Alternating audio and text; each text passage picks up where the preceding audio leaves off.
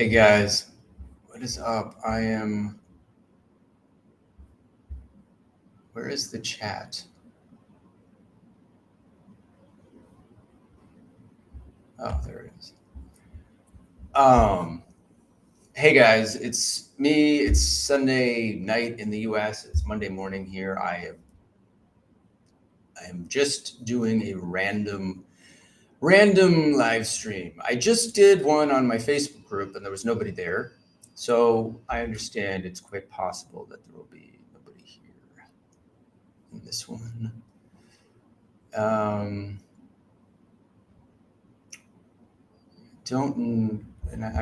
basically doing this to keep testing out the live stream. There it is. I think I have one viewer. Yeah, I know it's Sunday night, so this is kind of like a late time. Hey Arnold, how you doing, man? Yeah, I'm gonna do more of these where I have no. Hey, it's okay. You need to come in. Okay, I'm gonna do more of these where I have an actual topic to talk about. But basically, there's 10 people here. That's awesome. Basically, I'm just trying to get back in shape in terms of being in front of the camera. I haven't been doing a lot of videos lately. Hi, Carla. So I don't have a specific topic in mind. I'm working on getting a light and some, a little bit of a better setup. But you guys feel free to ask me any questions or type anything into the chat that you want to talk about or want me to talk about. I'm only going to be on for maybe 10 or 15 minutes, but I'm going to try to do these more often. I know in the previous chat, I had people asking about,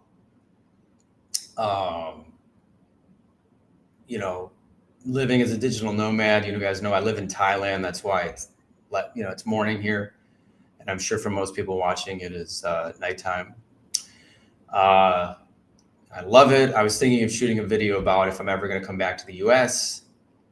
I was going to make, I'm going to do some videos. I'm going to do some videos about the state of the economy and digital marketing, which I know is what people are usually tuning in for on my channel. Because I think everything is actually going really well. I think, nice, Taiwo. Yeah, let me know. Taiwo got a new job, which is very exciting. But yeah, you guys, again, in the chat, feel free to shout out anything you want me to talk about. I have felt a little bit inspired to talk about the economy and everything because I think that there's a lot of chaos in the media right now, but that digital marketing is still solid. All you have to do is look at Google and Facebook revenue and the fact that people are still advertising and people are still buying things, and it doesn't matter who's shouting about what thing and this is happening there. The strength of the U.S. economy is so insane. Even if there's like a little slowdown or reduction, people still buy stuff every day on Google and Facebook, and I'll probably talk a little bit about AI as well. But have you had anyone with almost no English taking your course? Let me see here. I guess I'll highlight these questions because it makes it easier to understand. I think I've had some students who have not the best English, but I mean, you got to speak. You've watched my videos. You know how fast I talk. You need to understand and speak English fluently to do the course. You could slow down the videos. The one thing I will say is there was a student of mine named Zhao. I forget, it's a Brazilian name, and I haven't been able. Again, I haven't done an interview with him because again, not everybody wants to be interviewed. But he did tell me he came to the U.S. a few years ago and he didn't speak any English. He had to learn English. He was working as a dishwasher, and then he learned English, and then he took my course, and now he makes a great living. But he did not speak English when he got to the U.S. But as far as being able to, not speak English, I don't have any translations. I don't have subtitles on the videos. You do need to speak English. And if you want to, obviously, if you want to work for American or, Canadian or UK based companies, you need to speak English. Yeah, that would be a whole other level of things. And it's just honestly because like 90% of my students are from the US, I just haven't, had the, reason to like translate it. Anyway, guys, but thanks for the question. Yeah, any other questions you guys have, feel free to throw them up here. Living in California or Canada? Things are getting expensive, less are owning homes and all that. Oh, did I mention that? But I will say that yes, cost of living and well, the thing is, I mean, what I'd say about cost of living, when I went back home, visit my family in upstate New York, I did notice that prices were higher, but they were just like a little bit higher. Whereas when I went to Los Angeles, they were insane. And I do think like, California is just kind of its own ecosystem, it's its own place. Like, it's just such a wild place. Even now I love, I lived in California but I mean, these houses are, it's like $800,000 million for like a little house. It's absolutely nuts. So that's the first thing a lot of people are learning is, pick where you live. Income tax, that's another reason why I relocated to Nevada. I'm a Nevada resident because I pay zero state income tax. That's very important. Again, guys, just shout out what you want me to talk about. Otherwise, I'm just going to kind of freestyle for a few minutes about different things. But I do say, I mean, obviously this channel, people watch the channel about digital marketing, and I did want to put in some more positive stuff. I just think I'm going to be doing more videos about mindset and maybe even start a new channel because I want to put some positivity into the conversation and the YouTube conversation. I spend a lot of time on YouTube these days, and man, I mean, that the algorithm will serve up anything to get your attention and anything to get you emotionally reactive. And the news media does the same thing. And I worked at, believe it or not, Fox News when I was just out of college. And I got a firsthand look at Fox. I had friends that worked at CNN, and I saw like, this is an entertainment business that is designed to get you really emotionally activated. And my advice for my students and anyone seeking success, without getting into that whole topic, is just like, stay focused on your own life and your own goals. Don't get distracted. That's the biggest problem with the everything today with YouTube. It's just distraction. And when you look at what's actually happening in reality is that, yes, still companies are still hiring, people are still spending money. That's what you want to focus on. Like, have I had international? Okay. So, from UK. Yeah, I have. This is a good question, guys. And I totally get it. Although it's funny. You're from Leeds. Isn't it like 2 a.m.? It's got to be like 2 a.m. over there.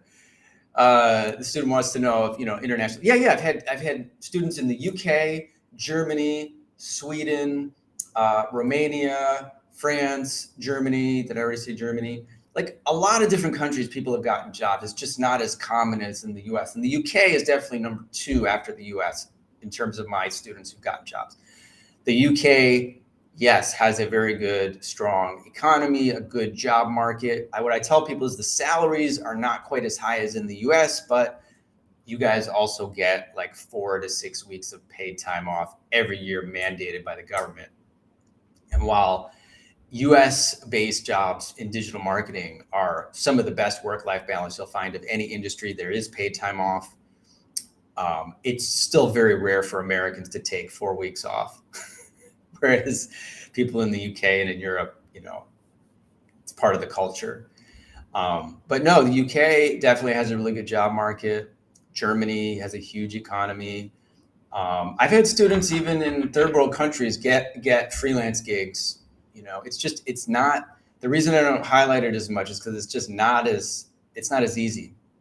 It's not as common, but in the UK, it is, again, it is a good economy. And I was in London. I met up with a bunch of students. If you email me, I can send you that link. It's on Instagram somewhere. The strategy works anywhere where there's a decent economy and people are buying things on Google, or people are using Google and Facebook. Again, I had a student in, I don't know if it was Croatia or Serbia, Romania. People have gotten jobs in different places. What sets your course apart from others? That's a good question. So my course is still, I've been doing this since 2016, and consistently, first thing is you'll see more testimonials from my course. And again, you can also, on most of those testimonials, talk to the actual students and see what their experience was. The main thing about the course is that, again, this is not a digital marketing course. It is a digital marketing career course.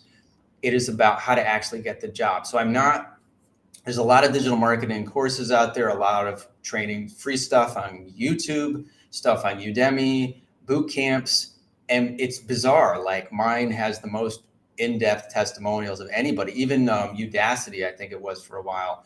They have all these testimonials, or they did. I haven't checked their website in a while, but it'd be like a little quote, like the guy's Brian S. says, I love the course, but it doesn't say, did he actually get a job?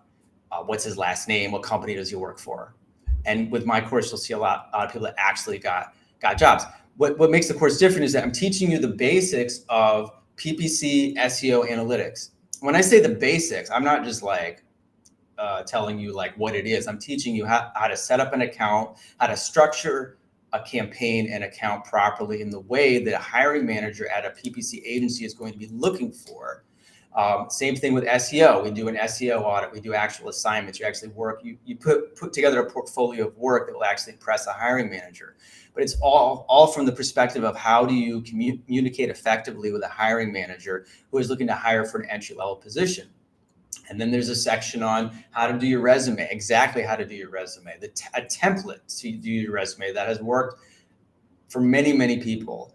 And then interviewing, how to do the interview process. There is coaching calls twice a week with my PPC and SEO coaches who are working in the industry. There's a Facebook community. There's alumni who've done the course who come back and come into the group when there's job openings at their agencies. There's like a lot of community in the course. But again, it's the main thing is it's designed to actually get you that job. That's the point. And the problem with some of the other courses, as I say, it's like Goldilocks. Like mine is like not too hot, not too cold, not too much, not too little. Some courses, and they're overwhelming you with theory. And, it's like, hundreds and hundreds of hours. You don't need that much to get the entry-level job. Other courses don't give you enough. I give you just enough of exactly what you need. Now, specifically, again, I know what the hiring manager look for, specifically in PPC and Google Ads. And guys, this is the thing that I'll keep repeating, is that I got my first digital marketing job in 2011, okay? And again, all I had done is I messed around on the internet for a year by myself. I had, learned to set up a blog. I had learned to do some affiliate marketing, email marketing. I didn't make a lot of money, but I ran Google Ads myself. I was working and trying to figure things out. And that was enough to get me my first job at an agency where they handed me $100,000 a month in ad spend. And the reason is they could not find anybody who even had a remote clue what Google Ads were or how this whole process worked. And when I made the course in 2016, I said, you know what, I'll bet you this trend and opportunity is going to last another 2 years. And I figured by 2017, 2018, the colleges would have caught up. They'd be training all their marketing students to do Google Ads, and the market would get, overrun. That is not, it's been the opposite. More jobs have opened up, and colleges are still teaching outdated nonsense from the 1980s. In fact, many of these marketing majors will come out of school and they will not know anything about Google Ads, SEO, meta ads, analytics, anything. They have no practical knowledge. They've been studying microeconomics and like billboard marketing. So the job market is still in a state where these companies need people that have any kind of a clue. And that's what I teach you. I teach you to get into that kind of loophole, to get into that position where you know what the hiring manager needs. Even if the job posting says, and most of my students, when they've been hired, the job posting says things like, you need 3 years experience, you need to manage this much ad spend. It's not true. It's like a wish list they put up there. because you know the reality on the ground is that for every 500 applications these guys are getting, like maybe 2 or 3 are good. So that's what makes the course different. Thanks for asking that. And any people that have full-time jobs take your course? I work at Costco and I want to make enough money to take the course one day. That's a great question. Yes, tons of people take the course who have full-time jobs. Obviously, I mean, it would have to be the case because obviously you have to support yourself. You have to, make money and pay rent and stuff. The course is self-paced. Some people who have a job can only do a half hour a day, an hour a day. That's no problem. As I say, take your time. That's the other thing about getting into this career is I tell people is take your time, because first of all, you are actually learning a new skill set. You don't want to come in with a desperate mindset of like, I have to get a job tomorrow, even though that might be the case. The way you get paid money is providing value in any situation, in any field or industry. So you don't want to come into the course like thinking like, I need to just focused on money. Obviously you want to make more money, but you want to really get excited about the value you're going to be providing. And in order to provide the value, you have to learn and become knowledgeable about this skill set. And that takes time. And the amount of time it takes depends on your availability. I've had some people who are maybe unemployed or a student, or they had some real motivation and they just binge watch the whole course and they finish it in like a week or two and they start getting experience, and then they start applying within a month, and I've had students get hired within, a month or 6 weeks. Other people, if you have a day job, it's going to be more like take you like, 1, 2, 3 months to get through everything and start applying. And it's a little bit slower, but as long as you stay, consistent with it, you will get the results over time. So absolutely. Thank you very much. You are welcome. Oh, and Ty, just to illustrate, yeah, I had a full-time job when I got my first job back in 2022, and he's got another job. Yeah. And guys, I will stress this again, guys. Again, this is why the course has lasted this long. Is again, it is a process. It is not like 30 days, make $10,000. It takes time. But I'm telling you, the more you're building, it's like going to the gym, and you're building muscle. Every time you get a little bit of experience here and there, even if you don't get hired, you might not get hired, obviously, by the first application you send out, the second application, but you will get there. And once you get that job, I mean, it's just like life-changing. Like just a switch flips. Once you get that first job, then you're kind of in the club. You're in the club, you're in the industry, you have that entry-level job, and you keep leveling up from there.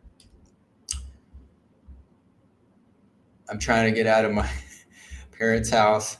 To be honest, my retail job ain't helping that. Dude, I hear you, man. I was there. Believe it or not, guys. I was going to do some more videos about this and talk about how I'm 47. It's really surreal as you guys get older. You're going to be like, you're going to look back like 10 years earlier, and it's going to be like, dude, how did 10 years go by? I was in my 20s living at home. I was broke. I was a college graduate. I was frustrated. I was waiting tables, at my best. And it was a rough time, so I get it, but don't worry. Everybody goes through that. Everybody has a rough patch.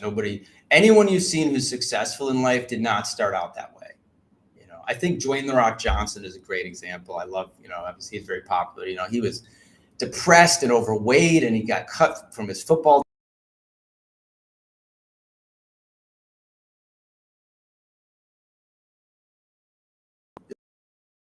Oops. Did I lose you guys? It looks like I lost I'm testing out this restream. So yeah, guys, if you're just joining or you've been on, you want to ask me any questions about the course, digital marketing, life, digital nomad, living overseas, personal growth, anything, feel free to put it in the chat. I kind of feeding off the energy you guys put out there, what you guys want to talk about. Otherwise, it's just me talking to myself in the bedroom. Which is what these live streams are. As a YouTuber, it's really weird. If you guys decide to do YouTube, you'll see it's like so much of your time is spent like talking to nobody. But yeah, man, no, I'm still very excited. I'm trying to, I've been traveling this last year. I blew up my YouTube channel last year. Like I started doing these side hustle videos and I got a lot of views, but I just felt like it wasn't quite congruent with my messaging. I wanted to focus back on digital marketing. And now I want to kind of re-inspire people again, especially with what if people are watching the news or hearing other people, there's a lot of negativity out there, or there's a lot of maybe, I would just say, I don't want to say necessarily pessimism, but there's a lot of opinions out there about things. And I'll just tell you, things are good. Things are good. And I like that perspective. I like to read history and I like to think about, well, what was life like for my grandparents and my great grandparents? I mean, a friend of mine said, a very, very successful friend of mine was saying how we live now, anybody watching this lives better than a king lived 300 years ago. Even a king in the old days, with all the money and power, didn't have running water, didn't have heat and air conditioning, wasn't able to, press a button and, well, maybe they could get food. Okay, yeah, right. They had servants and stuff, but we just have a level of comfort and a level of opportunity with the internet that nobody had. When I was growing up, I mean, I was going to do these old man videos and be like, when I was your age, because I was like, I had to go to the library to get a book about something. I couldn't get on Google or AI and ask it a question and then give it full answers. I had to go to the library, Jimmy says job market is tough. Well, it is and it isn't. I mean, what is your be specific? Like, are you in the course? Do you have a marketable skill set? Are you applying for jobs and not hearing back from people? I think the problem is like when people say things about the job market. I mean, I've had people say, the job market is bad when it was booming, because of their personal experience. The fact is there are still companies hiring, tons of companies hiring in digital marketing. I can't speak to other industries, but I do think, again, the U.S. economy is still in very good shape. There've been like a lot of government layoffs, we all know if we watch the news, but generally everything is really good. But even if the job market is tough, you still need a job. So it's like you have to, again, figure out what is your strategy going to be to get your job. Let me see here. Later, Vintel. And I will say that, like, one thing I will say about in general is just like, even if things are tough, which again, it's all very, very, very subjective. There's people I know who think the world's coming apart right now. And there's other people I know, and I won't say where my opinion lies, who think that things are amazing right now and really good things are happening. So generally in life, I think it's better to be positive and focus on your life and what you are going to accomplish. Because I think, there's still tons of opportunity. Looking to, what would you say the job market is like in Raleigh-Durham? I don't really know. I look at things on a nationwide level, but also that's a good point. Life got in the way. That's another thing that happens with people in the course. Life does get in the way. That's totally normal. I mean, it's a lot of focus is required to change careers, and so it's totally normal. Everyone has their own pace. Raleigh is actually a really good job market, though. I happen to know that offhand.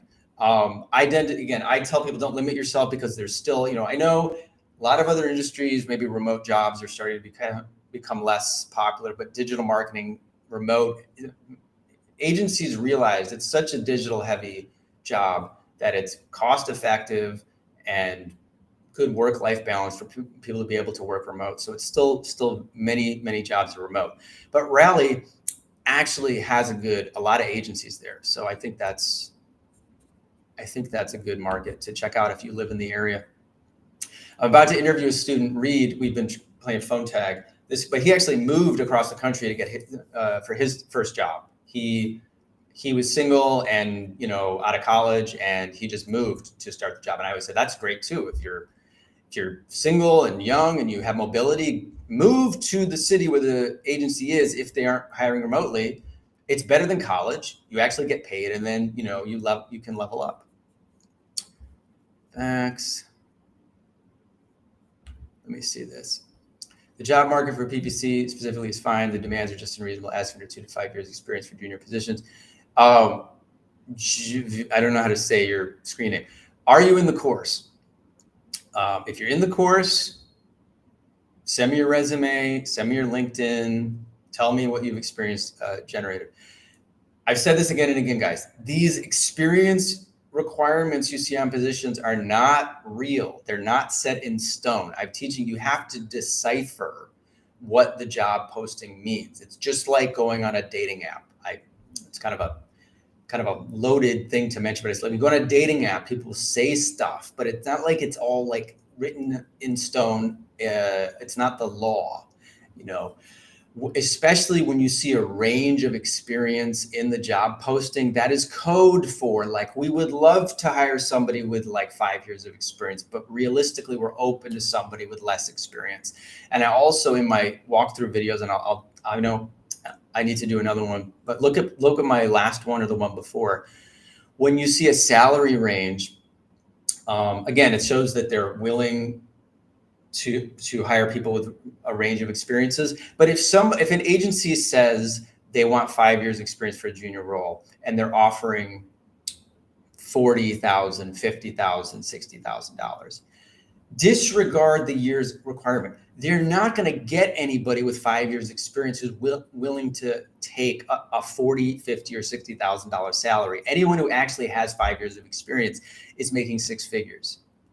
So don't get offended. Don't get discouraged. Just understand that, these job postings are not set in stone. And again, a human resources person might have written some of these things. Every one of these job postings that say bachelor's degree required, I want to punch somebody because it's just absurd. Again, these people that get a marketing degree learn nothing about PPC. And some people will fantasize and say, well, they learned concepts about marketing that will help them. No, they are learning BS. They are not getting the training they need. That's why you can come in without a degree, or if you have a degree in another topic, with the experience from the course and get hired. So don't be intimidated by that. In fact, I just interviewed, who was it? One of my recent interviews, either they didn't have a degree or they didn't have a marketing degree, and they were saying it was Parker. I'm going to post his interview soon. Parker is making $200,000 a year, roughly. But he is an agency. He is co-running an agency, so he's working his butt off right now. So it's not a salary, not a normal situation. Normally, 3 years into a career, you're making like 70, 80, 90, or could be making 100,000. But he started the course when he was 19, and he was telling me his first agency he worked at, or the second agency, everybody had a marketing degree but him, and they didn't know any more than he did. In fact, I think that he ended up becoming a supervisor because he knew more without the degree. So, hope that inspires you. Let me see here.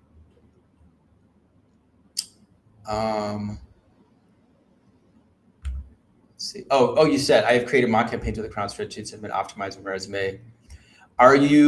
If you're in the course, you should be doing the spreadsheet assignment, and you should be running actual Google Ads campaigns. As I say, you should either make your own website and run ads to the website, or find a local client or a nonprofit or anybody. I show you how to do that in the course. Get your hands on a real account. Again, all you need to do, look in the course. I talk about this. You don't have to run $100,000 a month campaign. You can just literally spend $50, $100, a few $100, get a client that's spending $1,000 a month. You will stand out. I'm telling you guys, even if you go on LinkedIn and you see all these people applying, most of them do not have that experience. Do I see the job market getting better in 2025? Yeah. I don't know. I can't predict when things are going to change, but I don't think it's bad right now. So Loknath, let me ask you again, are you in the course? Have you done the assignments? Have you been applying? And when you say that, is the job market better or it's not good now, is it based on your personal experience with this skill set, actually applying to jobs, or is it just based on what you're hearing? It's important in any situation in life to base things on your immediate experience or people around you who are in the field versus what the general, people are saying out there. Because especially if you watch the news, everything's going to be negative. Well, actually, depending on what news outlet you tune into. But the general sort of tone of news is negativity. And again, I tell my students, you got to tune that out because there are people getting hired, there are people getting interviews, there are people getting jobs in my course. That's who you want to focus on. And remember, guys, the job market. This is the other thing about like looking at the whole job market. You don't. It doesn't matter because you're looking at millions and millions of people and millions of jobs. You just need one job. You just need one job. So if the difference is, okay, I had to send out 100 applications instead of 50 applications, so what? It just means you work a little harder. I hope that's helpful. But whatever happens, I will say that in the long term, it's going to get much better because there's a few things to understand. Number one, whether you're a big fan of what's happening with the government right now or not, I think things are good. I think things are good no matter what. I made a mistake like in 2019. I tried to predict things going up and down. But at the end of the day, I think the US economy is a winning economy. It's going to keep going up and up. But the other thing to remember, guys, is that interest rates are still high. Interest rates are still high. And even if whatever's happening in government doesn't work out, guess what? It's a pendulum. They'll say, okay, well, that didn't work. Then we go back and then, maybe in 4 years, if things don't work out, someone else will come into office, things will reverse. But the interest rates are the big thing that I didn't understand this. I had to learn about it myself. The interest rates are high. And what this means is it's very hard to borrow money for businesses. It's expensive to borrow money. So there's less money moving through the economy. They did it on purpose to slow things down because inflation was going out of control. That lever is still very, very, very high, and they've already said they're not going to lower the interest rates. When those interest rates go back down to where they were before 2020, things are going to get hot again. It's probably not even going to happen. So what I'm saying is, I think there's big upside. It's just, it's important not to get too distracted by the news of the day and think long term. Should go live more, Seth. Thank you. Appreciate that. Can you guarantee a job? This is a great question. If I begin your course today, sir. No, I can't guarantee you a job. Nobody can guarantee you a job. Colleges don't guarantee you a job. I think this is look, I appreciate the question. I can't. It's an $800 course. I can't be out, how could I guarantee that? It would be insane. It's absolutely impossible. College costs $100,000. They don't guarantee it. What I guarantee is that it's the best training available with the best track record and the most support. And I do have a 30-day money-back guarantee. If you get into the course and you feel like it's BS or it's not good or it doesn't resonate with you, that happens sometimes. People start kind of getting into what digital marketing is, and they go, well, you know what, I don't really like this. Then obviously we'll give you your money back. But I can't, guarantee anybody a job. That would be like a different program. I'd be like, okay, I'm going to take a percent. There are boot camps that will say that will take a percentage of your salary. And what that looks like is they do profit sharing, or income sharing agreement. What that means is that you sign up for this boot camp and you pay something up front, maybe nothing.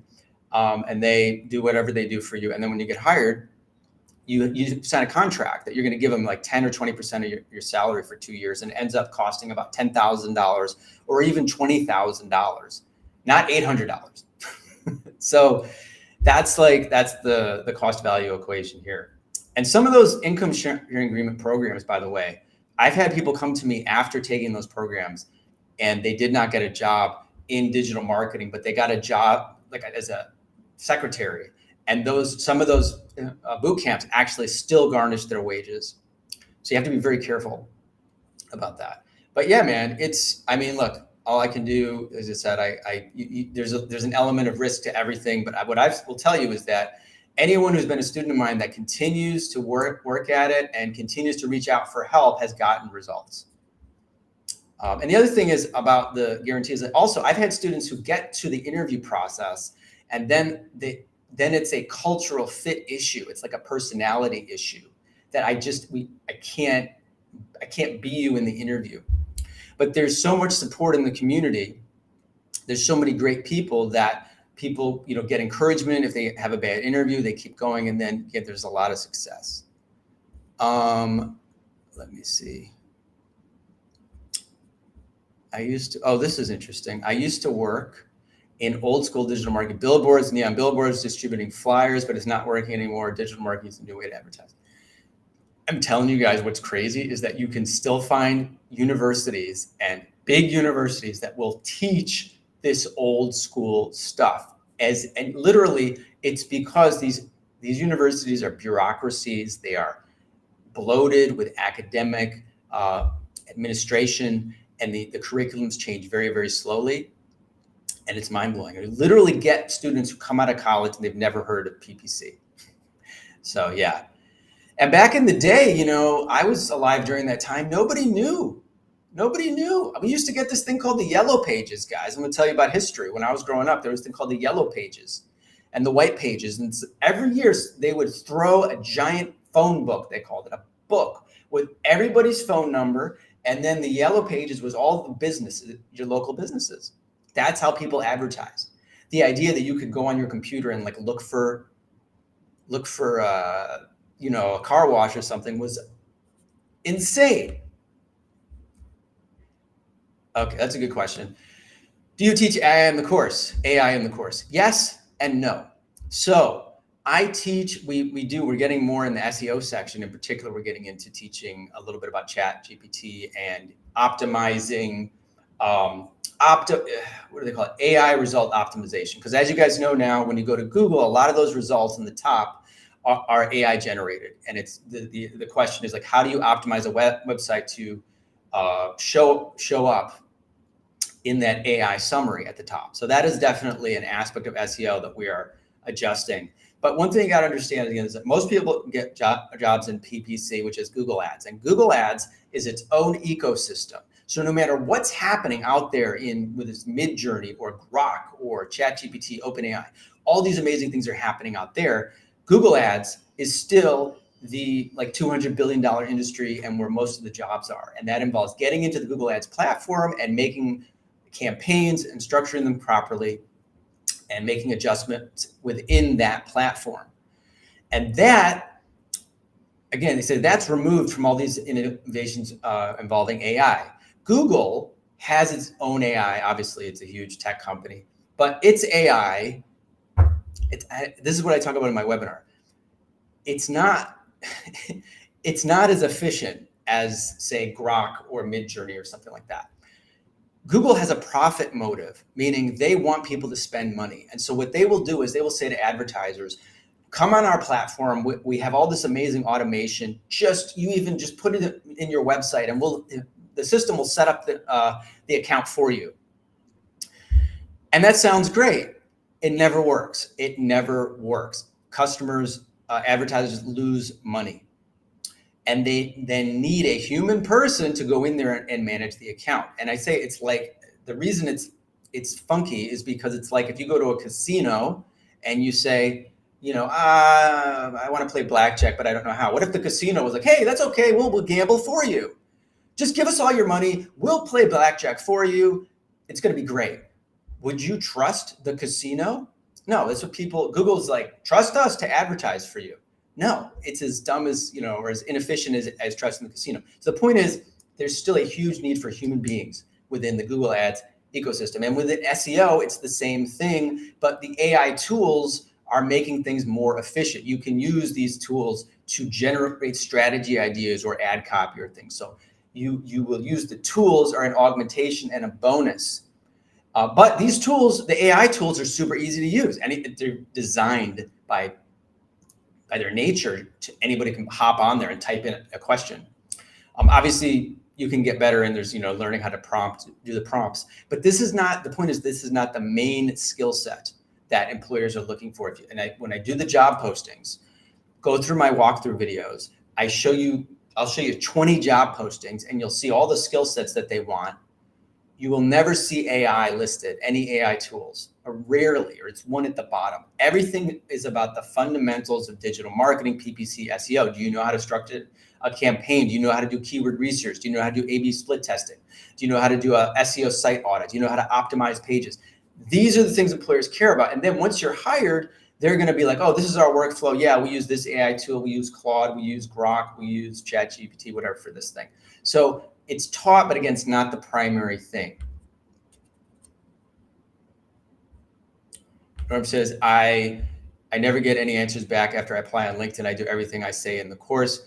Send me an email. Send me your resume. Send me your LinkedIn. I want to see what your LinkedIn looks like. And then if you're not, are you doing easy apply? Remember, I tell you guys, don't just do easy apply, because it is it is like there's bots applying with easy apply. You can't really customize. That's the other thing about easy apply, is that your LinkedIn profile should be strong the way I show you in the course. But the best thing about submitting a resume and a cover letter is you can customize it to the job posting. So listen, man, I sympathize. Send me what you are sending out, and and I will help you. And that's Seth at digitalcareerblueprint.com. See, my nephew took your course 2 years ago, and now he's making good money as a digital marketing manager for Amazon. Awesome. I have had students get jobs doing Amazon ads. Or is he, I wonder if he's doing Amazon ads or he's actually working at Amazon, which is, both are possible. But I've had students get jobs with Amazon ads. Actually, I added an Amazon ad section to the course. I need to remind my students of that, because it's kind of a bonus. It's not like the main area where people are getting jobs. But one of my students was so excited that he got a job in Amazon ads that he actually recorded a bunch of amazing videos about that. So that's great. Thank you for sharing, Madeline. How long does the course take? So it's a great question. It varies from student to student. It's about 40 or 45 hours of video. And that's what's crazy, that actually, when I started the course in 2016, it was 15 hours of video, but we just added and updated so many things over the years. There's a lot of material. So what I'll say is that if you were to just full-time do the course, I mean, you could go through it. I talk about this in the webinar, like think about Netflix, right? I think it's about, the course is the same length as a season of Stranger Things, or I'm sorry, the whole series of Stranger Things or a Netflix show. So you can binge it in like a week or two, and then you actually have to do the assignments. That's what makes the course unique. You don't just get the information. You're going to build a website. You're going to run some ads. Maybe get your hands on some client accounts, do an SEO audit. You got to do all those things. But most people have a job or they're in school, so they can't dedicate 8 hours a day. But if you can do an hour a day, half hour, an hour, or 2 hours a day, most people get through it in about a month or two. And then it takes them maybe another month to generate the experience and start feeling the confidence. And then, they're ready to start applying. I usually tell people when you sign up to give yourself a 3 to 6 month window, just so you have realistic expectations in general. You want to have that relaxed attitude. You want to feel like you're in school. You know how you're in school and not during midterms, but like you're just going to school, you feel kind of relaxed in that, like, I know some people get stressed out by school, but like, you're learning stuff. So you want to be in that learning, growing mindset.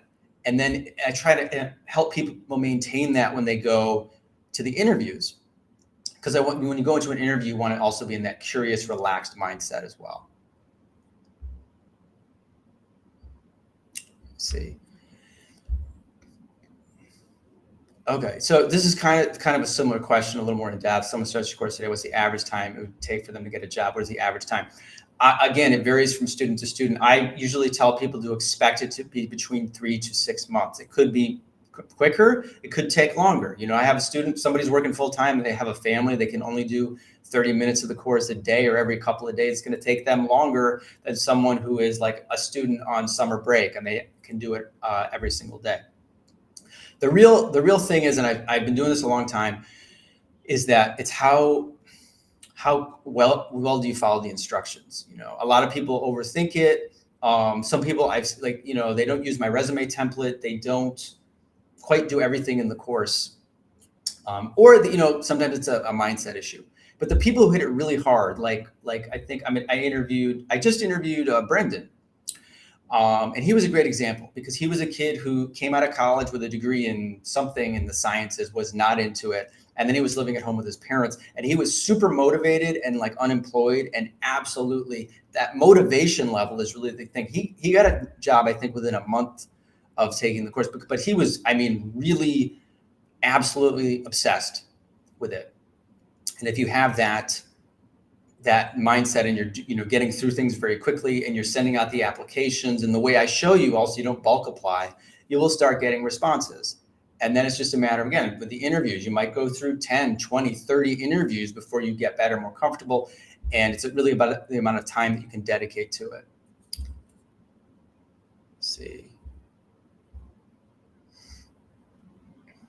What do you think are the fastest jobs available? PPC. Okay, what are the fastest jobs available? PPC is number one, Google Ads. This is why it's the main focus of my course. Followed by SEO and maybe email marketing. Social media, this is a great, I'm glad you asked this.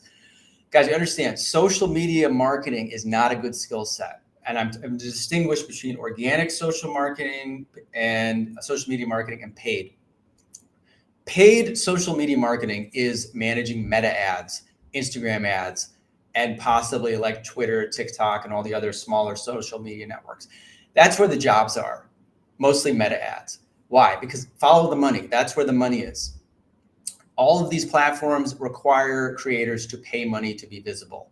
You all know, if you guys have tried to start Instagram page or a Facebook page, which I know Facebook isn't as popular as it used to be, doing it organically without paying any money it's very, very difficult. And if there's a job where they say, hey, we need someone to post on our, Facebook and Instagram, that is a low income skill. That is like, they're going to get a recent college grad who doesn't know anything about analytics, anything about keyword research, anything about marketing.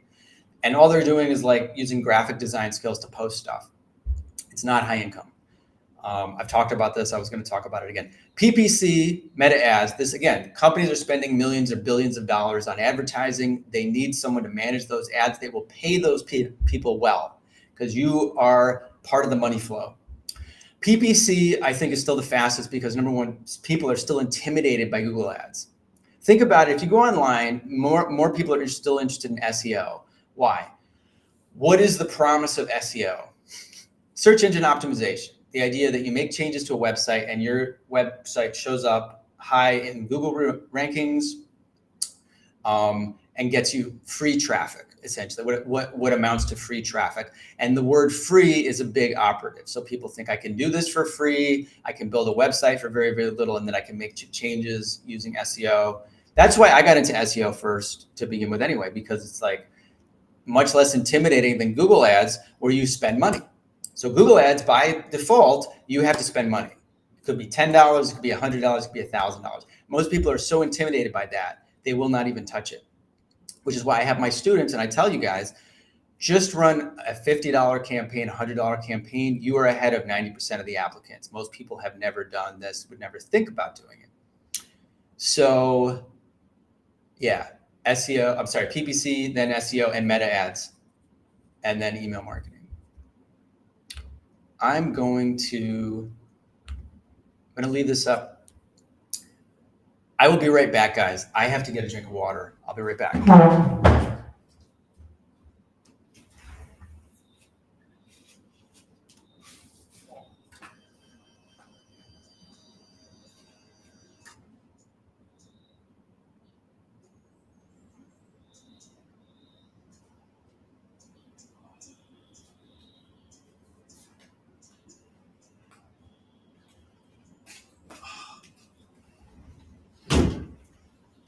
Whew. I'm going to leave people hanging, but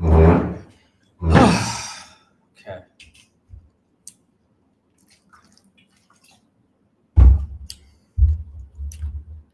Let me see here.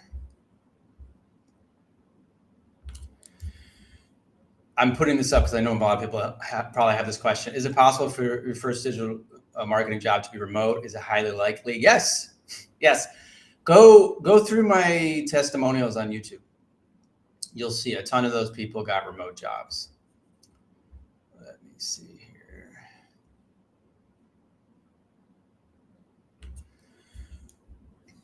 Can a person get 80 to 90K job in the first try? The answer is no. Sorry, I'll reiterate the structure that I've advocated and seen to be realistic for years. It's entry-level jobs are typically paying between $40,000 and $60,000 a year. I've had students get hired. I've had students get paid, $40,000. I've had students get paid $60,000 in their first job. 80 to 90K, that's a second or third year. You have to think about the value you're providing to the company. When you do the course, you're going to demonstrate that you have basic and beginning experience in managing Google Ads or doing SEO. That's enough. They're going to hand you a nice salary and a lot of training because you're at entry level. After a year or two at an agency, whether it's SEO or PPC, now you have experience maybe managing 6 figures or even 7 figures. Now you are a much more valuable employee. They have a client paying them a ton of money to manage a huge account. They can hand you that account now. Now you're worth 80, 90,000. So no, it's not going to happen typically on the first job. Knowing data analytics could give you an edge, but I need to know more what you mean about knowing some data analytics. I think that's going to give you an edge in getting the entry level position. But like, for instance, if you look up Kay Eccles, one of my students who, she got a $40,000 a year job doing Google, I think it was Google Ads, and she did a lot of analytics in that job for like a year.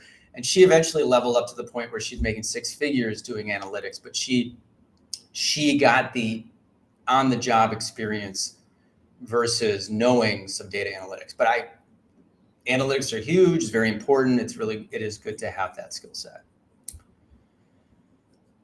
Let me see. Hugo says, definitely gives you an edge, although most of us just learn along the way. Yeah. Hugo, should talk to Hugo.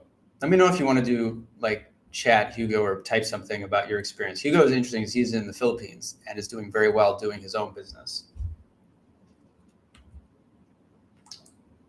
I got to get my stamina up for doing these long talks.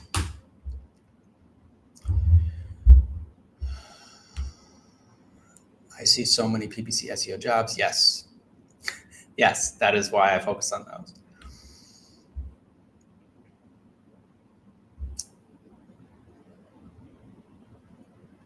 I know a guy who took your course and got a PPC job afterwards, but he was fired because he didn't meet their expectations. That's unfortunate. It can happen. It can happen. Most of my students, if you look at you can check them out on LinkedIn, that you see most people, are well trained enough and they get a lot of training and support on the job. But I wouldn't be discouraged by that, man. I mean, the thing is, what I teach my students is I don't teach you to BS anybody. I teach you to own your limited experience. So maybe, the other thing is sometimes the person, when they interviewed, they should have known that student's limitation. So that's the student, most students will need extra training and support. But I would tell, if that student is in the course, reach out to me or the community for some support. It's nothing to be ashamed of. It's nothing to be discouraged by. It happens, I've known people, James, my 16-year-old student, the student who started when he was 16 in Australia, had some real ups and downs. He ended up working in an agency and then they didn't pay him. So he had to quit. And I think you're going to have, problems. I like to be transparent about that. I've rarely heard about this kind of thing happening, but I wouldn't want people watching to be intimidated. When you do the interview, I teach people how to be confident and how to own their experience and speak in a way that really highlights your knowledge and experience. But I would never tell anybody to say you don't say I've managed $100,000 a month if you've never done that. And in the interview process, if it's a good company, they should know your limitations. So if he got fired, then again, of course, there could be performance. Maybe he, had a struggle in the job. That's fine too. Again, I think that's happened. It's totally normal, man. I'm dedicating time to this question because I want to make it not something to be ashamed of. I've been fired from jobs when I was younger, not digital marketing, but other jobs. I've failed at things in life. I hope that student, if you're friends with him, tell him to reach out to me, reach out to the community if he's not already working at another job. Keep going, get that confidence up, and the next job will be better. Maybe in 2 to 3 years. Yeah, that's good. For about 80 to 90,000, about 2 to 3 years.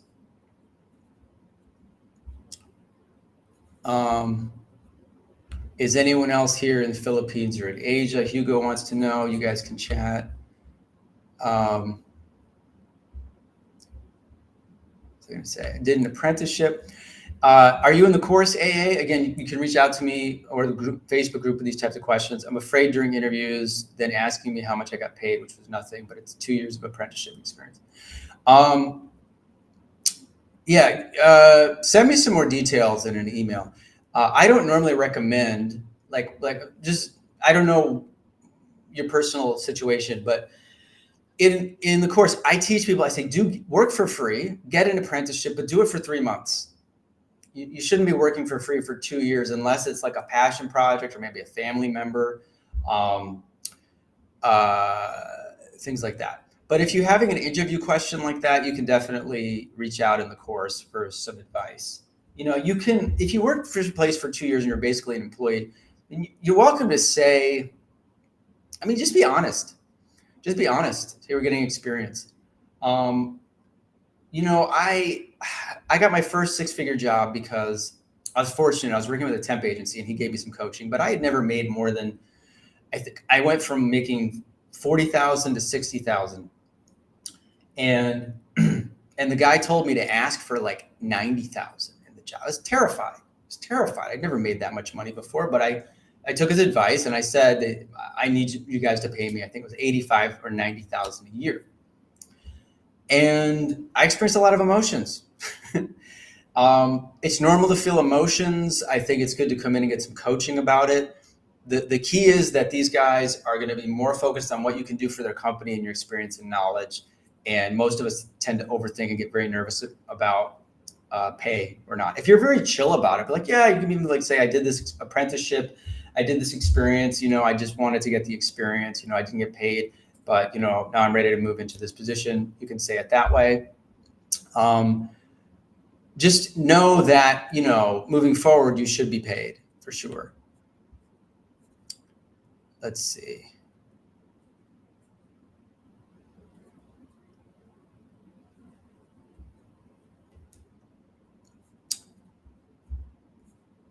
Oh, you did it part-time. I'm gonna keep responding to this. I did the apprenticeship part-time. That's better to hear. I didn't know. It sounded like you were working full-time and for free, which I've never. What you say if you're in the course, and again, I don't know if you're in the course or not, I'll still give you this advice, is that don't say apprenticeship then at all. Freelance. You freelanced. You were a freelancer. And when it comes to freelancing, this is a little different than a job. Like they will ask you about your clients, but they'll never expect you to give specific information. It's confidential.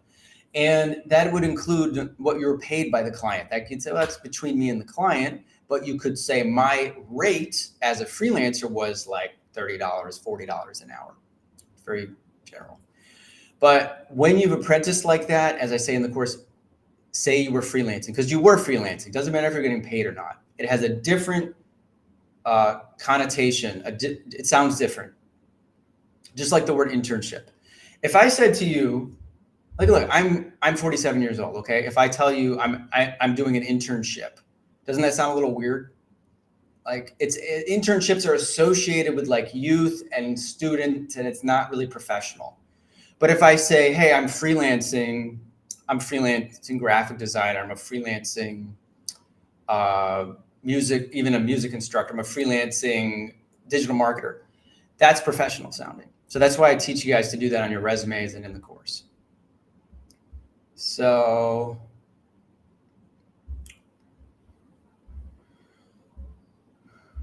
what salary What does salary, mid-salary look like in this current economy? I'm making 80,000 a year in the USA, but I hate the job. Need to make similar to stay afloat. So I get that question a lot.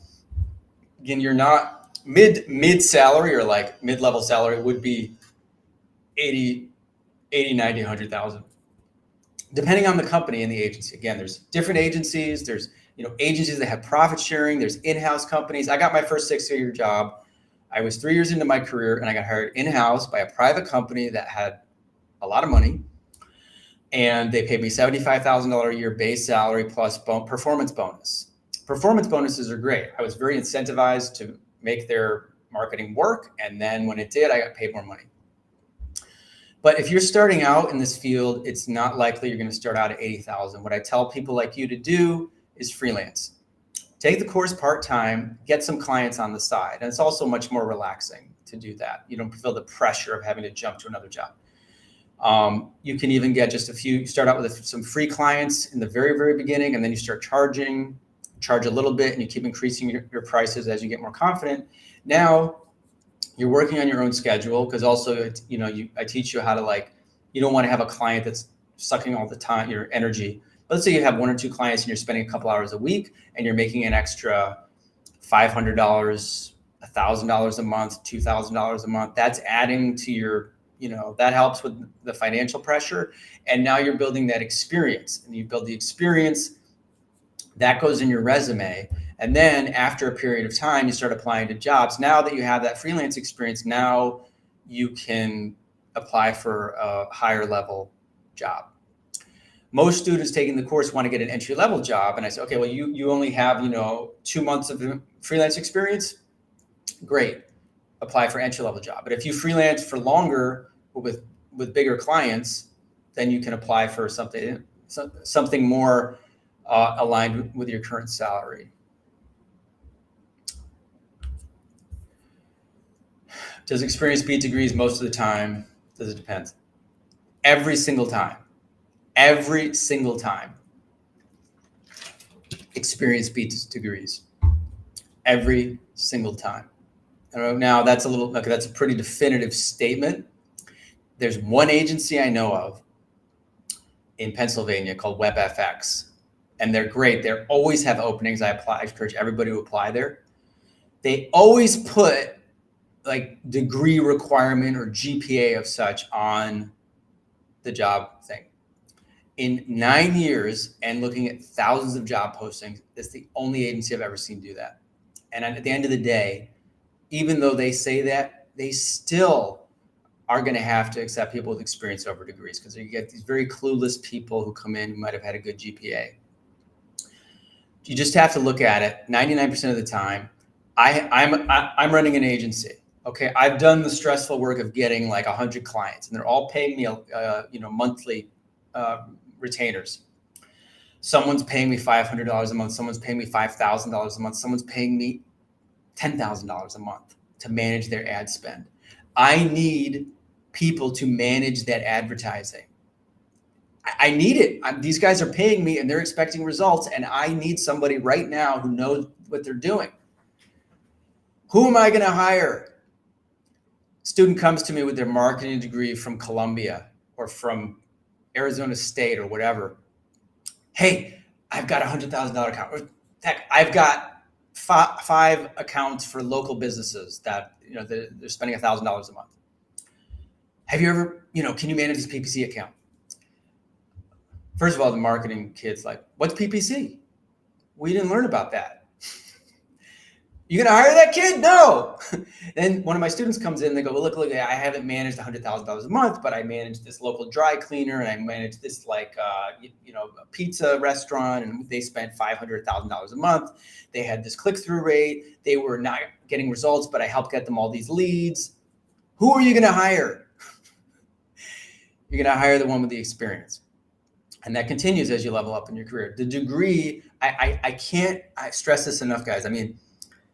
I don't know. I feel like I'm living through, it's like living through the 1400s when everyone said the earth was flat. The earth isn't flat, but everyone believes it. College is the earth being flat. People are still sending their kids. I can't believe nowadays, with everything that's been going on, people are still ruining their finances, they are still taking out loans to have their kids study, philosophy or something, to go into debt, and also study marketing without ever looking at the curriculum. So employers, more and more employers, you've seen it on the news, they are eliminating degree requirements because they're realizing the degrees are meaningless. So I've already said a lot about this in other videos. This is a good message. Sorry, you have been blocked. Guys, so I said this before. I'm sorry if you're not based in like North America, Europe, Australia. I have a geo blocker because the reality is, again, the whole thing I'm pitching is to get a job. And I'm telling you can make $60,000 a year within a year. That's in a Western country with that kind of an economy. A lot of folks coming to me from the Philippines or India or Southeast Asia or South America. I don't want to mislead anybody. People are saying, hey, can I get a job in the US if I'm from South America? No, you cannot legally, unless you're authorized to work in the US or Western Europe or whatever. You need a work visa or to be a citizen. And so I was getting so many people coming to the website who were thinking that I was saying that they're going to get hired in the US, that I basically geo-block countries. And those people from those countries don't usually purchase the course anyway. So I apologize. If you want to watch the webinar, use a VPN. But please be aware of these limitations when it comes to being hired. You can get hired in your own country, or you can freelance via a site like Upwork or Fiverr, but you're not going to get a salaried job based in these countries unless you have work authorization. AA, you're in the course. Thank you for your help. You're welcome.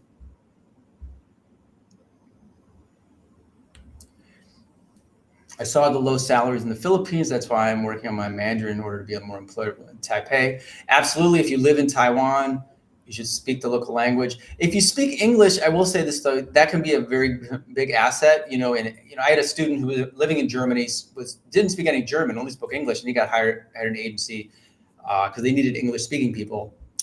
And then if you're German, definitely look for remote jobs. If you have citizenship in Germany, you're eligible for German jobs, apply there. And I do have to point this out. Like, again, the reason this exists, like people want to get a job in the US, it's a lot of money.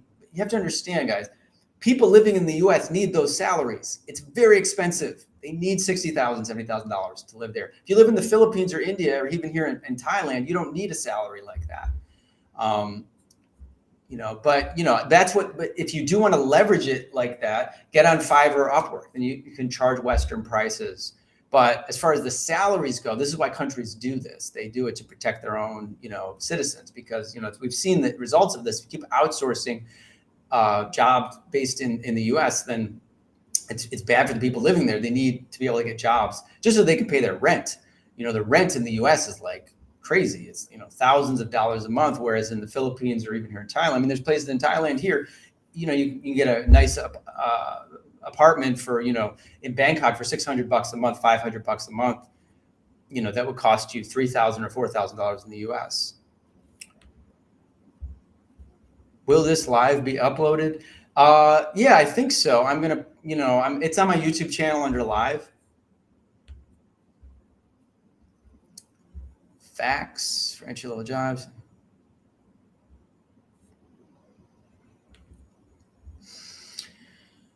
For entry-level jobs, are they expected to be an expert on the tech side of things or just the basics? And I don't know if you're talking about PPC or SEO. They expect you to be knowledgeable. And that's why in the course, I'm teaching you guys, like, again, perfectionism equals poverty. You don't want to show up to the job interview not knowing anything. But you also don't need to study for 5 years and know every single detail. And also, a lot of the best companies are the ones that will provide training.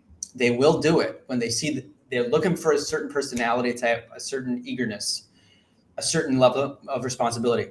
So it's totally okay to come in and be like, I know how to do A, B, C, but I don't really know how to do D. Can you teach me? And they will respond to that. As far as the tech side of things, again, it's a little general. I teach people how to understand, with SEO, it's like on page, site optimization, doing a site audit, and in PPC, account structure. There's not too much tech in the PPC side of things. Like you don't need to know how to do like custom JavaScript in PPC or how to do SQL in SEO or anything like that. What's your opinion on job opportunities in Western Europe? It's way more competitive here. I don't really know the job markets over there, but I know, again, I've had a lot of students in the UK get jobs. Then there's different economies. Like Spain's economy is different than France and Germany. And France has its own culture, which is very different than an Anglican culture. So I've had students in France tell me like you have to have a degree. I don't know. I'm not French. I don't know that culture. I have had students get there, but it varies. Germany has a very good job market. I think, again, just if you're in the course, just do what's in the course and you'll get results. I think regardless of where you're located, but I can't speak to the individual job markets. Would I recommend Nick's course to stand up more? Nick's course, if you guys watching, Nick is my PPC coach. He is starting an advanced PPC program. That is for people who already have a job. So if you already have a basic entry-level job, then definitely take Nick's course. If you don't have that first job yet, I wouldn't take it. It's going to be too advanced for you. But this was because there was a lot of demand for my students, get the entry-level job, have a great career, but they want to know how do they level up faster. Nick's been working in agencies since 2017, managed millions of dollars in ad spend. So that's, he's got really great insights. Poor Yale kids. Yeah.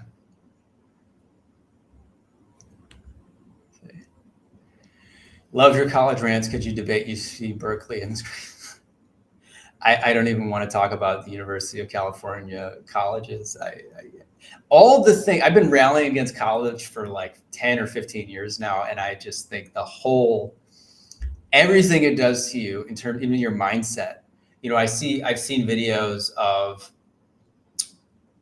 I haven't been in college for a long time, but I've seen these videos of college students when they do like man on the street interviews and they ask college students questions, and the attitude and some of the really bizarre ways of thinking about life that come from being in academia are one of the aspects of college I did not like.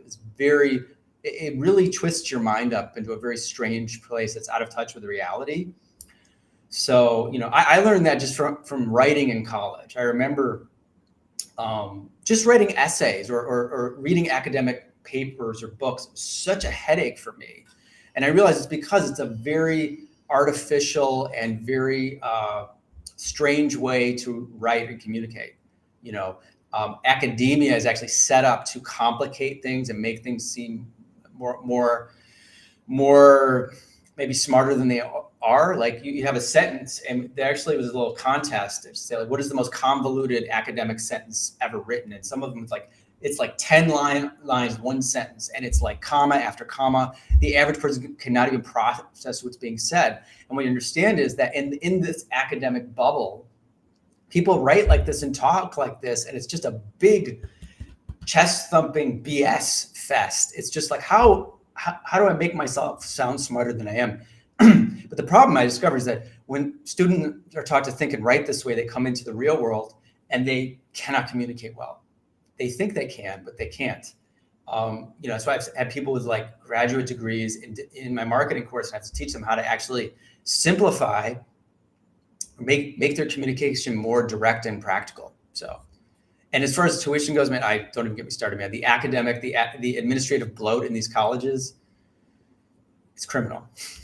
It's criminal. I did really want to do something. I love, there's a South Park episode where the other thing is, like, you look at the end, the college sports as another thing. I was like, what other terrible thing is about college? These college athletes, student athletes, as Cartman says in South Park, was that they're getting exploited by these colleges that are going to school, they're working their butt off, and they can't get paid. And the colleges are making billions of dollars off their likeness and video games and stuff. And I think they changed that law. But before that, there was a really fun South Park episode where Cartman was talking with the college president. He was like, yes, you're student athletes. It's like, how can I get my hands on some of these slaves? And they're like, oh, these aren't slaves. They're student athletes. Yes, student athletes. I'm like, dude, these colleges are so corrupt On every level. They're like bankrupting middle-class families. They're teaching these terrible ideas, and they're taking advantage of student athletes. So I ranted about that enough. Was any of my students able to make $200,000 after some years? It's funny you say that because I'm about to post an interview next week with Parker, who I mentioned, who it's not very common, but you're not likely to make that in just a salary. I've had a lot of students get up to six figures, 100,000, 120,000, totally doable. 200,000 is like you're working at a very big company in a very high level, or you are running your own agency. And I have a student in Australia. You can look it up in my YouTube channel. Angus, he started his own agency. He didn't start his own agency. He partnered with a guy who had an agency, and he's making more than that in Australia. And then Parker got an entry-level job out of the course, 40K a year, then went up to 60, and then partnered with a guy running a real estate digital marketing agency. And he's to watch my gesticulation. Sorry. He is now on pace to make $200,000 this year. Last year, he made 100-something thousand. But that's because, again, he's the head of an agency.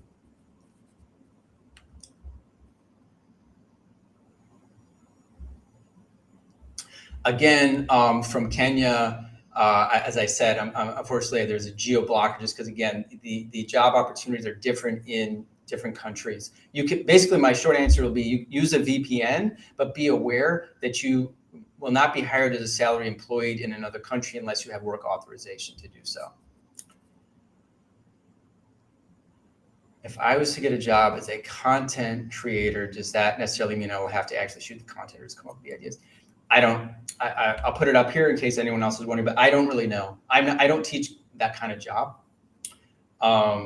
When I hear content creator, that usually means you're kind of running your own YouTube channel or Instagram or something like that. And I don't know. Some jobs maybe just be writing for someone, and some jobs probably not shooting the content unless you are the face of whatever brand you're in. But again, that's not something that I teach in the course. This is a good question. Is this still doable for age 50 plus? Yes. By the way, I'm almost 50, if you can believe it. It's like really freaks me out. I'm 47. It's not that old. Look at my interview with Brian. I don't have that many interviews with people who are over 50, just because honestly, those folks don't tend to want to get on YouTube. But Brian is a good example. High energy. You have to be high energy, and you have to be tech savvy and be able to do the work. It's like, can you do the job? They're not going to care how old you are. But sometimes there's a cultural fit issue. I've seen that. It's like you need to be able to get along with everybody you work with, and sometimes there can be a culture difference between maybe someone in their 50s or 60s and people in their 20s. But for the most part, I say if you have a great attitude, aptitude, you love digital marketing. I knew a woman in her 50s who was a freelancer. Oh my God, she was like 20. Her energy was like a 20-year-old. She was like so hyper about digital marketing.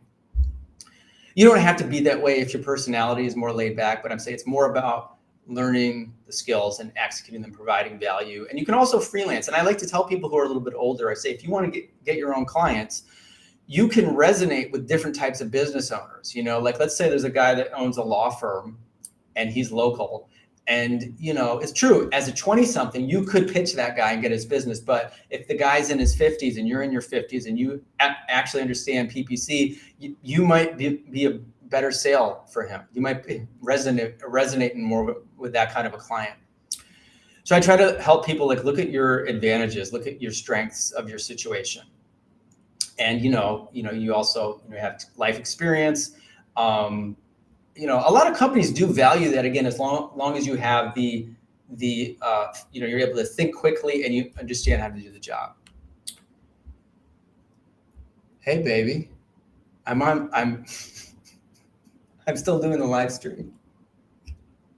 She's in a bikini. College makes you an employee, not an owner. And honestly, these days they're saying, and not even a great employee, because employers have a lot of problems with the attitudes of a lot of college graduates. Let me see. I'm going to jump around a bit here, and then I guess I'm getting better because I can still talk after an hour. How's the weather in Thailand?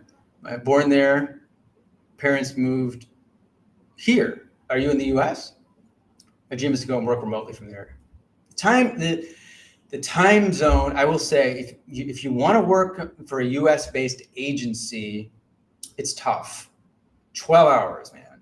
It is tough. Now, I knew a friend who was in Vietnam, and she had a job back in the US, and they had a special arrangement. I think she worked in the mornings, her time, and they gave her kind of a special schedule. But generally speaking, this 12-hour difference is tough. I can only talk with my family and friends in morning or evening. It's 10 o'clock in the morning here, and most of you guys are getting ready for bed. The weather is hot. It's very hot. I love it. As long as you have air conditioning. I'm getting better at sleeping with just the fan on, but it's very hot here. November, depending on what part of the country. In the South, it's rainy season. It's like November. It rains like every day. And there's a smoky season up north you have to be careful of. There's the whole region of Southeast Asia is really unlivable. The air is very bad between March and June. But yeah, as far as the time zone difference, it can be pretty intense. But I wish you well, man. Come out here.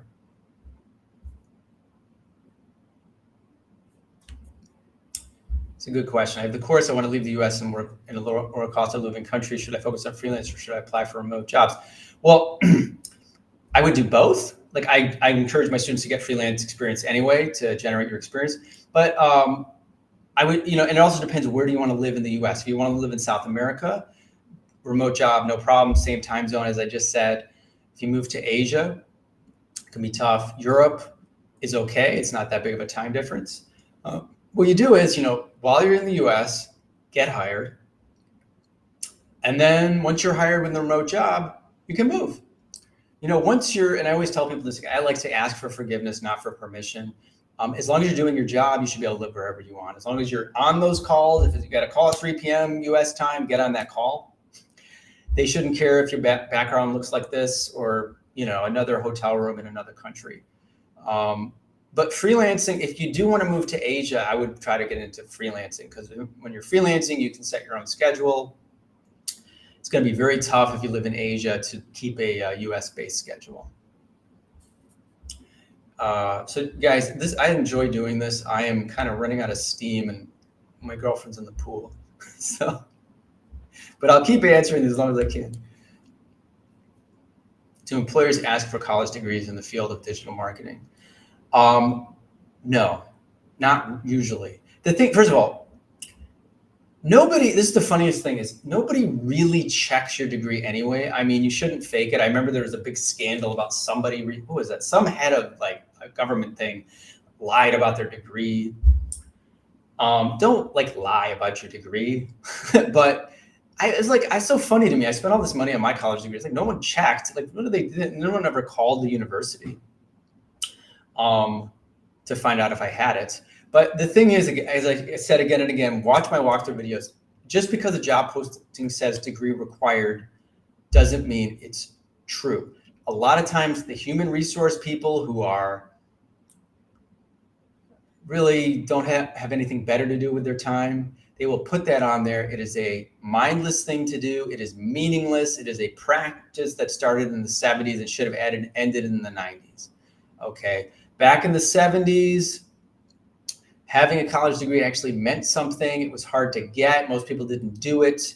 It was less expensive. And sometimes an employer would use that as a qualifier to say, okay, then that means this person, at least they committed to something for 4 years and they can read and write. Nowadays, it's absurd. Know that you're on the right side of history if you don't have a degree. Or I don't know if your question was, do you need an actual degree in digital marketing, like a digital marketing major?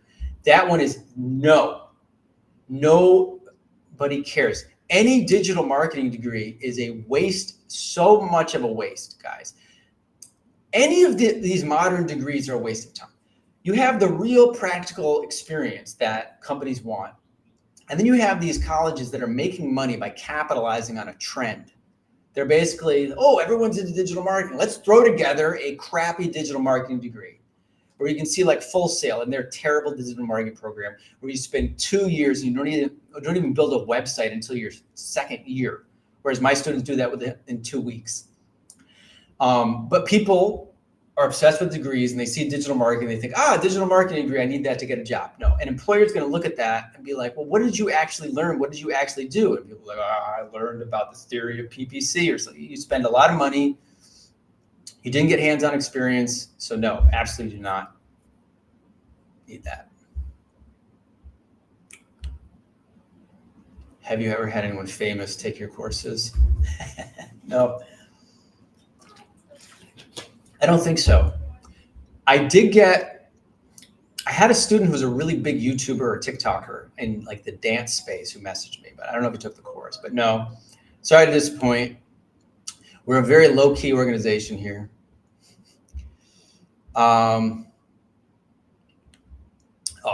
I'll appreciate this. Any more funny YouTube shorts? I like the college ones. Thanks, man. I appreciate the shout out. I haven't done shorts. I was actually thinking about that recently. I haven't done it. I don't know. I haven't had the motivation. I'm thinking of doing more like advice videos. But I do occasionally get, to be honest, a lot of my ideas these days are political, and I have stayed out of that topic because it's just such a polarizing thing. But if I do any more shorts, I'll definitely let everybody know. So, but thank you. I appreciate that. Let's see. Saul says, I got laid off from my last agency job. Is there anything I can do to bounce back? Hey, man, I'm sorry to hear that. It sucks, but it happens. Get back on the horse when you're ready. Start applying again, put all the experience you got, put it in there. Nobody's going to fault you for getting laid off. I was at an agency in 2013, and the whole department got liquidated. And I remember it was funny because I had been fired by other jobs, and I was older than I was like 32 and my colleagues were like 20s. They'd never been laid off. They all were freaking out, crying and everything. And it's normal to have an emotional response. Don't take it personally. Put the experience in your resume. Keep going, man. Keep going. And get back in the course. Get back on the calls. There's a big supportive community for you. Life has ups and downs. That's what I was thinking of sharing some of my experiences, guys. I've lived in my car. I've been broke. I've worked terrible jobs. I've been insecure. I've been through so many. I've been fired. I worked at Fox News right out of college as an editor because they were hiring out of my university in 1999. And I got fired. I got fired, man. The guy took me aside, my boss one day. I remember he said, "We don't want you coming in anymore." And I was like, "Really? Why?" And he's like, "We don't want to tell you." He wouldn't tell me. I think I was slacking off. I wasn't really doing. I was kind of like sneaking off to the editing bays to surf the internet. And I also was talking about politics at the time, and my politics were very different. I was having a lot of arguments, but I got fired. And it's funny because at the time I was actually looking for an excuse to leave, but everybody has ups and downs. What I'm saying, and people honestly, I think, have more downs than ups. That they just don't publicize it. But I definitely would say, Saul, you have the experience. You're anyone who's ever been laid off. Don't take it personally. Look for the next opportunity.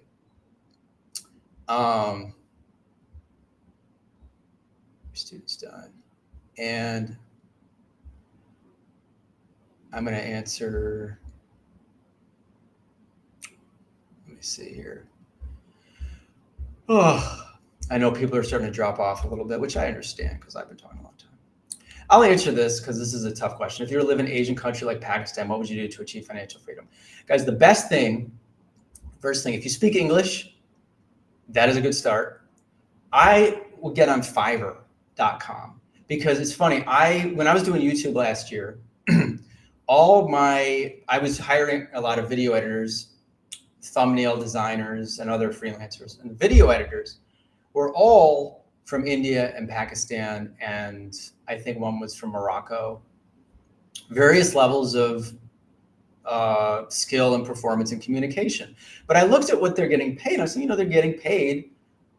I wasn't, a US based guy would have been like 4 times as much, but it's still paying these guys hundreds of dollars for each video. So, I mean, every client they had, they're doing 10 videos, they're making thousands of dollars compared to what I'm sure the local wage is. And there's a lot of guys on Fiverr doing that. And if then I've had like tech problems on, I needed help. I get on Fiverr and a guy from Bangladesh will help me out, and they're super responsive and helpful. And I'm paying them whatever, 50, 100, whatever. I know whatever it is to me, to them, it's a lot more impact. I would say Fiverr.com. That's like my answer to you guys. I mean, like, you got to use the internet, and then you can leverage that. Again, people in the West are looking to lower their prices. People where you live are looking to get higher wages. You meet in the middle. I think that's a good way to do it, because it's like the person and everyone's happy. The person, like me, I think I'm getting a fair rate or a lower rate. And the person in the other country is getting a higher rate than they would get. And it's funny too, because like in the US, like I like to pay people what they're worth, and I have US based people for certain things, but I've had situations where like I see a company, like I had this accountant and they just get like doubled their rates. And it's unfortunate, because I think, well, yeah, they probably have more, maybe they have more costs, obviously inflation, but I was like, I don't want to subsidize that if I can get a better rate. At the same time, I'm not going to pay the guy on Fiverr who's charging $10 to edit a video. To me, it's too low, and it feels weird to do that. So that's what I would say, man. Get on Fiverr.com, acquire a skill set that as people are paying for, and undercut the competition slightly. Don't charge like $1 for something, but figure out what you need, and I would do that. Saul, you're welcome, Saul. Yeah, man.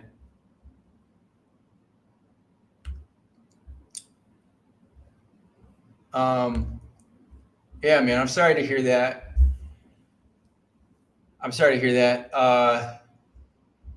Dude, but again, everyone goes through stuff. I think the key element in anything is to not like, don't become confused with your circumstances. That's where people get screwed up.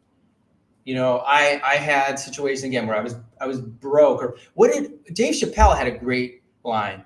He was growing up, his family had almost no money. He lived in a suburb or something. All his friends around him had money. He didn't have any money. They wouldn't even put the heat on because they had so little money. And he said, I hate being poor. And his dad said, basically, you're not poor. Being poor is like a mindset. You're broke. You're broke, which means I don't have any money right now, or I don't have a house right now, or I don't have a good job right now. That's, look at it temporally. Like it's just what's happening right now. The problem people get sucked into is they get so identified with their situation, they never move forward. There's times in my life you guys wouldn't even recognize. I said I was sleeping in my car, I was in debt, or I was unhealthy, whatever it was. And if you start getting identified with it and feeling like this is who you are deeply, then you can't move forward. So I like to encourage people. Yeah. And I think it's important. I was going to share a little bit more about my struggles, because I think it's very important. It's hard. I noticed when I'm looking for motivation on YouTube myself, YouTube wasn't even really a thing when I was younger. I think it just come out in 2005 or 2006. I remember my friend telling me about YouTube, and I thought, what a stupid idea, because he said it's for how-to videos, and I didn't know. So I didn't have any, obviously, terrible prediction. But when you see people who are successful, you're seeing us at the end of a very long journey for many people, and it's important to understand that we didn't start out that way, and so you can identify with your own experience that everyone goes through struggles, and still struggles. People still struggle. I still struggle. Everybody still struggles with different things. People aren't telling you everything on YouTube or on Instagram. Definitely not on Instagram and on TikTok. So, I used to see that, and I would feel encouraged that I wasn't alone in that experience. So anyway, I saw the view count go down here.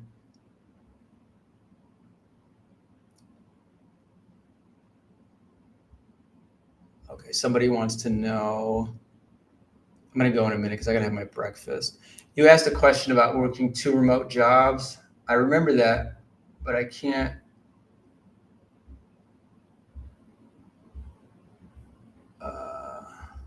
Oh, have any of your students done 2 remote jobs? I know someone that does a business analyst and friends in coding. Okay, you got to distinguish. Are you talking about 2 full-time 40-hour-a-week jobs? That's going to be tough. I don't know anyone that's done that. I know people who've had multiple clients, or say a full-time job and multiple clients on top of that, which is manageable because it means the full-time job is taking up all your attention, and then you have a couple hours a week for your clients. But 2 full-time jobs, look, if you're 20, you're in your 20s and you got tons of energy and you don't have any life and you want to work 80 hours a week, you can do it. I don't recommend it though. But that's just my lifestyle. I wouldn't want to do that.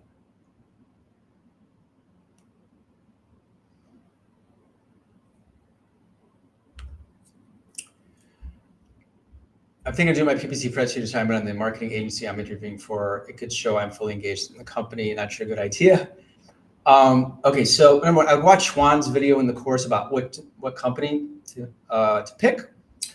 What you would do, better idea, is research the company and what kind of clients do they have. Are their clients other marketing agencies? If so, do a marketing agency. But if it's an agency that's only focused on local businesses, HVAC repair or dentists or car dealerships, pick one of their clients and do a spreadsheet on that. And you could also do their agency as well, like a secondary one. Show them. They'll love it. But I wouldn't make it the only thing you do. I would do showing that you understand their client base would be more impressive than just doing their agency, in my opinion. Okay, guys, I'm about to wind this down because it's been fun. Thank you. I'm going to ask one more question, which is now about digital marketing, which is, have you ever been to Singapore? Yes, been to Singapore. I was there in like 2018. It's like New York City in the middle of Southeast Asia. It was very, it was a great, after being in Thailand and Vietnam and Malaysia, it's a big shift. It's very Western. But to me, it's too much of a city. It's busy and it's kind of cramped and stuff. But I think it's amazing what they've done. I actually did a personal growth seminar there. So I was around a lot of people from Singapore. Man, intense people, like very driven, very, very, very smart, and like a high energy place. Yeah. So yeah, man, Southeast, but being in Asia is good. Can you make sure this live is available for watch, please? Yeah, man, it should be. I don't fully. I'm debating if I'm going to use this Restream or StreamYard. If you guys have watched any of my past live streams, let me know if you see a difference, because StreamYard raised their prices last year and it kind of annoyed me. So I've been considering this Restream. It should be live if you look under live in the YouTube channel.